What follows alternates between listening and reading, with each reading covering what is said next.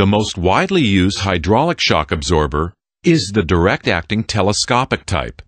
It can be fitted as a self-contained unit or combined with a suspension strut. The strut type uses the same principle of operation, but it is considerably larger. The hydraulic shock absorber provides its dampening action by transferring oil under pressure through valves which restrict the oil flow. The twin tube type is the most common. The outer tube is normally attached to the suspension member at its base, and the inner tube provides a working cylinder for a piston which is attached to a piston rod.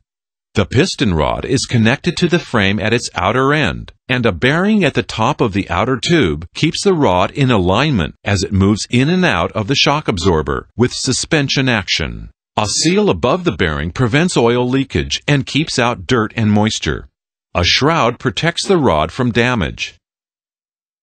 During bumps or compression, the rod and its piston move into the shock absorber. In rebound or extension, the rod and piston move out of the shock absorber.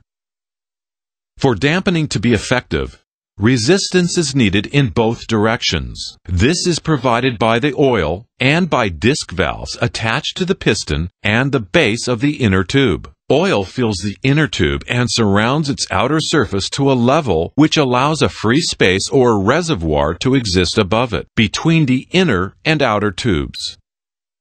On bump or compression, the piston and rod move downwards in the cylinder, resulting in a small pressure drop in the chamber labeled A above the piston. At the same time, the volume of the chamber labeled B below the piston is reduced, causing a high fluid pressure. This unseats the piston intake valve, and fluid flows up through the outer passages in the piston and into chamber A. But the piston rod is also now entering A and displacing a quantity of fluid equal to its volume, so all of the oil in B cannot flow into A. The displaced fluid is forced down through a base valve and out into the reservoir labeled C.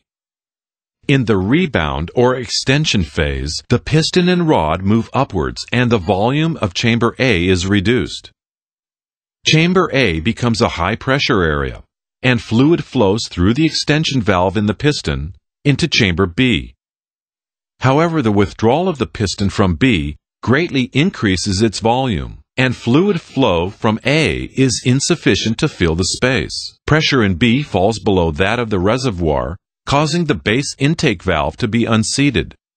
Fluid flows from the reservoir into chamber B, keeping the inner tube full.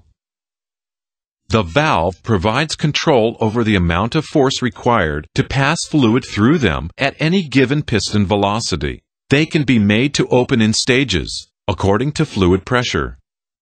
This allows light resistance to motion when the piston moves slowly, and heavy resistance when piston velocity is high.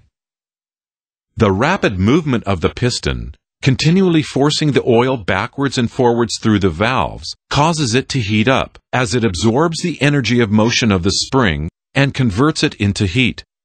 The heat is transferred through the outer tube to the outside air.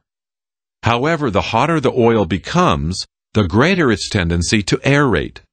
Aeration occurs because of the high velocity of the oil as it passes through the small passages in the valves. If the velocity is high enough, air dissolved in the oil comes out of the solution as small bubbles and forms a foam. Aerated oil has a certain amount of compressibility, so it is unable to provide the dampening force previously achieved in the non-aerated condition. The performance of the shock absorber is thus considerably reduced. This effect is called shock absorber fade.